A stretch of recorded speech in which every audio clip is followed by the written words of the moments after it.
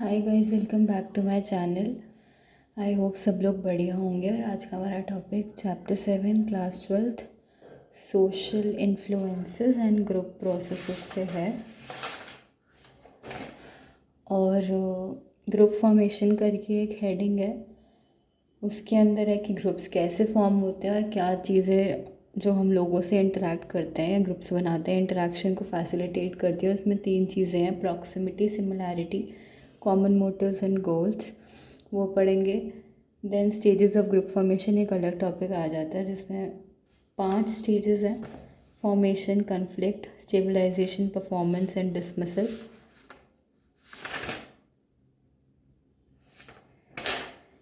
अभी के लिए यही टॉपिक देखेंगे कि इंटरेक्शन कैसे फैसिलिटेट होता है ग्रुप्स का या जो मेंबर्स होते हैं उनका ग्रुप्स के अंदर। तो ग्रुप फॉर्मेशन करके पेज नंबर 132 पे है, वहाँ से मैं समझाना चालू कर रही हूँ। इस सेक्शन में हमने देखा था कि बहुत सारे ग्रुप्स होते हैं और ग्रुप्स कैसे फॉर्म होते हैं। मतलब हम देखेंगे इसमें हम इसमें देखेंगे। अगर मैं बेसिक टू ग्रुप फॉर्मेशन जाऊँ तो कुछ कांटेक्ट हुआ है लोगों के बीच में, कुछ बातचीत हुई है तभी ग्रुप फॉर्म हुआ है ऑफ कोर्स। और तो किसी तरह का इंटरेक्शन हुआ है इन बिटवीन पीपल और अमंग पीपल, तो एक ग्रुप फॉर्म हुआ है। ये इंटरेक्शन किन चीज़ों से फैसिलिटेट होता है, कुछ कंडीशंस हैं, इनसे ये इंटरेक्शन फैसिलिटेट होता है। पहली आती है प्रॉक्सिमिटी। प्रॉक्सिमिटी मतलब प्रॉक्सिमिटी में होना, किसी के नियरनेस, नियर बाय होना। तो मेन जो पॉइंट का हेडिंग है उसी से पता लग रहा है। देन आगे एक्सप्लेनेशन भी कुछ ऐसे है कि हम सोच सकते हैं कि जिस ग्रुप में हैं जो हमारे दोस्त हैं उसके बारे में, we can think of our group of friends. Then अगर would you have been friends, हाँ मतलब इसमें लिखा हुआ है कि हम लोग जिस ग्रुप में हैं अभी, जो लोग हमारे दोस्त हैं, जिस ग्रुप में हम लोग अभी हैं अपने अपने ग्रुप्स में अपने दोस्तों के साथ, अगर हम उन लोगों को नहीं जानते या हम सेम कॉलोनी में नहीं रहते होते तो क्या हम लोग दोस्त बन पाते आपस में? या फिर अगर हमारा सेम स्कूल नहीं होता तो क्या हमारी आपस में एक दूसरे से जान पहचान होती और हम दोस्त बन पाते? या अगर हम सेम प्लेग्राउंड में नहीं खेलते रोज़ तो क्या हमारी एक दूसरे से जान पहचान होती और हम दोस्त बन पाते? ऐसा ये पूछ रहे हैं। और ये सब पूछने का तात्पर्य एक ही है कि लोग जो है वो आपस में एक दूसरे को जब तक जानते पहचानते नहीं हैं, एक दूसरे से बातचीत नहीं करते, एक दूसरे के कांटेक्ट में नहीं आते, एक दूसरे के साथ इंटरेक्शन करना चालू नहीं तक एक दूसरे के साथ इंटरेक्शन करना चालू नहीं करते हैं, तब तक उनकी जान पहचान एक दूसरे से नहीं होती है और वो दोस्त नहीं बनते हैं, वो ग्रुप फॉर्म नहीं करते हैं। तो ये बहुत ज़रूरी होता है कि अगर कोई प्रॉक्सिमिटी में है तो यस, हम उसके साथ ग्रुप जल्दी बनाएंगे। देन हमारा आंसर इन सब क्वेश्चंस को ऑफ कोर्स नहीं होगा।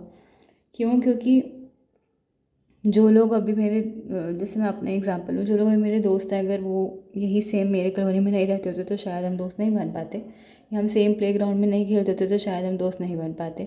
या हम सेम स्कूल में या सेम कॉलेज में नहीं होते तो शायद हम एक दूसरे को जान पहचान भी नहीं पाते और हम मिल ही नहीं पाते कभी। क्योंकि स्कूल कॉलेज भी एक सोशल इन्फ्लुएंस में आता है, वो एक माध्यम होता है लोगों को मिलाने का।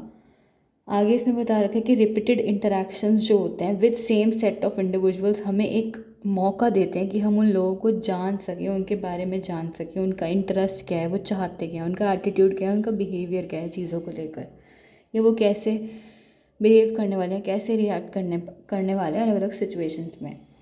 तो कॉमन इंटरेस्ट और एटीट्यूड्स और बैकग्राउंड जो है वो बहुत इम्पॉर्टेंट जो है डिटर्मिनेंट होता है, इम्पॉर्टेंट एक फैक्टर होता है हमारा लाइकिंग जो होती है, जो हम पसंद करेंगे ना कि हमारे ग्रुप के मेंबर्स कैसे होंगे उस चीज़ में। ऑफ कोर्स ग्रुप ज़्यादातर वही लोग बनाते हैं जिनकी सोच सेम होती है। मतलब इट्स नॉट दैट कि एक डिक्लेरेशन है कि ग्रुप उन्हीं लोगों का बनेगा जिनकी सोच सेम है। नहीं, सोच अलग जिनकी होती है उनका भी ग्रुप बन सकता है। बट येस, ये एक ऐसा फैक्टर है जो इंपॉर्टेंट रोल प्ले करता है किसी भी ग्रुप को बनने में, किसी भी ग्रुप के फॉर्मेशन को होने में, कि कॉमन इंटरेस्ट, एटीट्यूड्स और बैकग्राउंड जो है वो इम्पॉर्टेंट फैक्टर है कि हाँ, हम अपने ग्रुप मेंबर्स को पसंद करेंगे क्योंकि वो भी वही चीज़ पसंद करते हैं जो मैं चीज़ करना पसंद करती हूँ। अगर मुझे क्रिकेट खेलना पसंद है तो यस, मेरे ग्रुप मेंबर्स को भी क्रिकेट खेलना पसंद है। एंड हमारी आदत है, हम मिले भी इसलिए थे क्योंकि हम साथ में सेम प्ले ग्राउंड में क्रिकेट खेले थे, तभी जान पहचान हुई थी। वो चीज़ ये लोग कह रहे हैं। देन आते हैं सिमिलैरिटी में। मतलब अगर मैं कुछ टाइम तक किसी पर्सन से मिलती रहूँगी और उसके कांटेक्ट में आऊँगी, तो मुझे उसकी पसंद नापसंद, लाइक्स डिसलाइक्स के बारे में ऑब्वियसली बात है पता लग जाएगा। उसमें लिखा हुआ है being expose to someone over a period of time makes us assess our similarities and pave the way for formation of group. अब जब मुझे अपने और उसके सिमिलर थॉट्स पता लग जाएंगे, अपने और उसकी जो सिमिलर थिंकिंग नहीं है वो पता लग जाएगी, तो मुझे उसको पर्सन को जानने में आसानी होगी। एंड ऑफ कोर्स हो सकता है आगे जाके कि वो और मैं किसी चीज़ में बहुत ज़्यादा सिमिलर हूँ तो हमें ग्रुप बना लें अपना। वही चीज़ वहाँ पे लिखी हुई है कि हम उन लोगों को क्यों पसंद करते हैं जो कि हमारे जैसे होते हैं, या जो हमें लगता है कि बिल्कुल हमारे टाइप के हैं, जिनका हम बोलते हैं हमारे साथ वाइब मैच हो रही है, जो हमसे सिमिलर हैं, क्यों पसंद करते हैं। तो साइकोलॉजिस्ट ने बहुत सारे एक्सप्लेनेशन दिए हैं इस चीज़ के लिए। एक एक्सप्लेनेशन ये है कि लोग प्रेफर करते हैं कंसिस्टेंसी को। Consistency in the sense being regular और बीइंग कंसिस्टेंट, मतलब सिमिलर वे में मुझे पता है मैं इस सिचुएशन में ऐसे ही बिहेव करूँगी, सामने वाले को पता है वो सिमिलर वे में ऐसे ही बिहेव करेगा, और वो और मैं इस चीज़ को लेके बहुत कंसिस्टेंट है। एंड कंसिस्टेंसी का मतलब ये भी होता है कि मैंने अपने दोस्त के साथ मिलने का एक टाइम डिसाइड कर रखा है और हम रोज़ इतने बजे इस पर्टिकुलर मीटिंग पॉइंट पे मिलने वाले हैं, तो मैं और वो हमेशा उस चीज़ पे मिलते हैं, तो वी आर कंसिस्टेंट। हम एक दूसरे को टाइम देते हैं, तो उस चीज़ से भी बहुत फ़र्क पड़ता है। उसमें यही लिखा हुआ है कि एक एक्सप्लेनेशन ये है कि लोग प्रेफर करते हैं कंसिस्टेंसी को, और वो उनको ऐसे रिलेशनशिप्स पसंद होते हैं जो कंसिस्टेंट हैं, मतलब सिर्फ टाइम पास के या सिर्फ ऐसे ही काम चलाऊँ नहीं, जो सच में कंसिस्टेंट होते हैं, वो चीज़ जो आज हैं तो कल भी हैं, कल हैं तो परसों भी हैं, और एक दूसरे के सहारे पे चलते हैं जो। देन दो लोग, जैसे कि इसमें आगे बता रखा है, दो लोग सिमिलर हैं तो उनके बीच में एक कंसिस्टेंसी है और वो एक दूसरे को पसंद करना चालू कर देते हैं। फॉर एग्ज़ाम्पल, अगर मैं फ़ुटबॉल खेल रही हूँ और एक और पर्सन है मेरी क्लास से जिसको पसंद है फ़ुटबॉल खेलना बहुत, तो कुछ मैचिंग ऑफ इंटरेस्ट है मेरा और उस पर्सन का। मुझे फ़ुटबॉल खेलना पसंद है तो उस पर्सन को भी जो मेरी क्लास में फ़ुटबॉल खेलना पसंद है। There is a matching of interest to between two, मतलब मेरे और उस दोस्त के जो मेरी क्लास में है, हम दोनों के बीच में एक मैचिंग ऑफ इंटरेस्ट आ गया ना, कि मुझे फ़ुटबॉल खेलना पसंद है, उसे भी फ़ुटबॉल खेलना पसंद है, तो there is a matching of interest. और चांसेस ज़्यादा हो जाते हैं यहाँ पर कि वो और मैं दोस्त बन जाएं, क्योंकि उससे मेरी पसंद मिलती है। ऑफ कोर्स चांसेस बढ़ जाते हैं, और हम दोस्त बनाते भी ज़्यादातर ऐसे ही हैं। पढ़ने वाला बच्चा ज़्यादातर पढ़ने वाले बच्चों के कांटेक्ट में आता है, उनको दोस्त बनाता है। हालांकि मैं ऐसी नहीं हूँ, और जो थोड़ा बिगड़ैलू बच्चा होता है वो बिगड़ैलू के कांटेक्ट में आके उन्हें दोस्त बनाता है। मोस्टली ऐसा होता है, मम्मी पापा भी यही बोलते हैं तभी, क्योंकि हमें पसंद होता है कि हम अपने जैसे लोगों को चुनें और उनके साथ रहें, हमें उनके साथ टाइम बिताना अच्छा लगता है बेसिकली।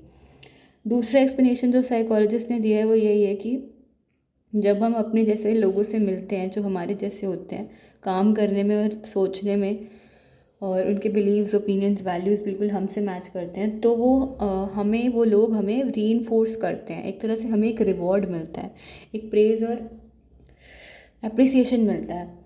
प्लस वो हमारे ओपिनियंस को और वैल्यूज़ को वैलिडेट करते हैं। क्या होता है ना कि जैसे मान लो मैंने सोच लिया कि भगवान होता है, भगवान में बिलीव करना अच्छा होता है, मैं भगवान को मानती हूँ। देन कोई और पर्सन आया एंड ही और शी में से कि यस भगवान सच में होता है, and we also trust upon the god, और हमें भी भरोसा है भगवान पे कि भगवान जी हेल्प करते हैं हमेशा और भगवान जी होते हैं। तो एक सिमिलैरिटी ऑफ थॉट आ गया, और ये मेरे इस ओपिनियन को और ज़्यादा वैलिडेट करेगा, ये मुझे रीइंफोर्स करेगा इस चीज़ पे कायम रहने के लिए कि यस भगवान जी सच में होते हैं। ऐसा मैं ही नहीं, ऐसा वो भी मानता है जो मेरे को सपोर्ट कर रहा है मेरे ओपिनियन को। प्लस मेरा ओपिनियन का वैलिडेशन होना मतलब ये कि हाँ मैं सही हूँ, मैं सही सोचती हूँ, मैं इसमें गलत नहीं हूँ, मैंने एकदम सही एकदम ठीक चीज़ सोची है कि यस भगवान जी होते हैं, क्योंकि सिर्फ मेरे लिए नहीं, ऐसा और लोग भी मानते हैं, फिर मुझे वो वैलिडेशन आ जाएगा। देन इसमें यही लिखा हुआ है कि वो रीइंफोर्स करेंगे, लोग जो हमारे जैसे सिमिलर होंगे वो वैलिडेट करेंगे हमारे ओपिनियंस को, हमारे वैल्यूज़ को, एंड हमें लगेगा कि we are right in thinking in this particular way. मैं इस तरीके से सोचूंगी तो हाँ मैं सही हूँ कि भगवान होते हैं, क्योंकि मेरे लिए नहीं बाकियों के लिए भी होते हैं ना, तो we are right and thus मतलब आगे इसमें लिखा हुआ है कि फिर हम उन लोगों को पसंद करना चालू करेंगे, क्योंकि मैं भी मानती हूँ कि भगवान होता है, वो दूसरा पर्सन भी मानता है कि भगवान होता है, तो हमारे थॉट सिमिलर है and we start to like each other. Then इसमें दे रखा है आगे कि अगर मेरा ओपिनियन यही रहेगा, फॉर एग्ज़ाम्पल कि ज़्यादा टीवी देखने से आइज़ ख़राब होती हैं और टाइम वेस्ट होता है, जो कि ऐसा नहीं होता, बट यहाँ पर एग्जांपल दे रखा है कि ज़्यादा टीवी देखने से, मान लो मेरा ओपिनियन ये है कि ये बहुत ज़्यादा too much wasting of time है और टेलीविज़न वॉचिंग इज़ और binge watching anything is not good for health, क्योंकि वो बहुत ज़्यादा वॉयलेंस दिखाता है, तो वो अच्छा नहीं है। मान लो मैं किसी पर्सन से मिली जिसके यही सिमिलर व्यूज़ हैं, वो भी यही कहता है कि टीवी देखना अच्छा नहीं है और बकवास, एकदम टाइम वेस्ट है, प्लस इसको देखने से कुछ मिलता नहीं है, इट्स नॉट वर्थफुल और यूज़फुल एट ऑल। देन ये मेरे ओपिनियन को वैलिडेट करेगा कि यस, सच में मैं सही हूँ यहाँ पर, and other person also supports me somewhere around. Like मैं अकेली नहीं हूँ ऐसा सोचने वाली, और भी लोग हैं मेरे साथ। टीवी देखना सच में सही नहीं है और वो वॉयलेंस दिखाता है, इसलिए वो अच्छा नहीं है हेल्थ के लिए। और वही हम देखते हैं ऑब्जर्वेशन लर्निंग के दौरान, हम वही सीखते हैं। तो ऑब्जर्वेशन लर्निंग के अकॉर्डिंग हम वही सीखते हैं जो हम देखते हैं। वी इमिटेट, बच्चे तो करते हैं ना मॉडलिंग एंड ऑल, तो उस वजह से तो ये मेरे ओपिनियन को वैलिडेट करेगा और मेरे को वो पर्सन पसंद आने लगेगा, क्योंकि वो इंस्ट्रूमेंटल है मेरे ओपिनियन को वैलिडेट करने के लिए। इंस्ट्रूमेंटल इन द सेंस, किसी भी पर्सन का या किसी भी चीज़ का इंस्ट्रूमेंटल होने का मतलब ये होता है कि वो सबसे ज़्यादा मोस्ट इन्फ्लुएंसिंग पर्सन है, जो कि उस चीज़ को होने में, मतलब उस चीज़ के कॉज होने के पीछे का सबसे बड़ा कारण है। इन द सेंस, ज़्यादा डीप में नहीं जाएंगे।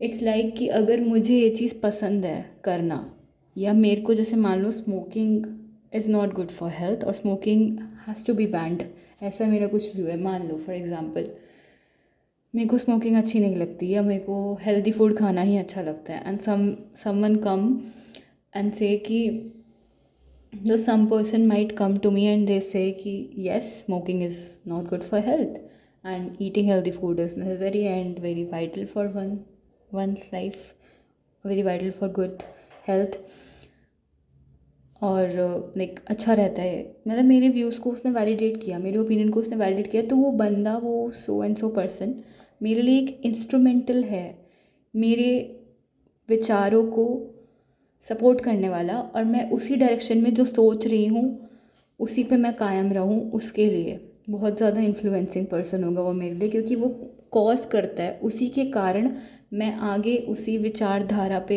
रुकी रहूँगी, मैं वैसा ही सोचूंगी जैसा मैं सोचती हूँ। प्लस मैं कभी ये नहीं मानूंगी कि मैं गलत हूँ, मैं सही हूँ ये सोचने के लिए, because other person also supports me, and ऐसा होता है, सब लोग अलग सोचते हैं, तो some people may support some and some people may support some other person, तो उसी की वजह से सिमिलैरिटी कहीं ना कहीं लोगों में आती है and we start liking each other, जिसकी वजह से ग्रुप फॉर्म होता है सेम लोगों का, तो वही चीज़ है।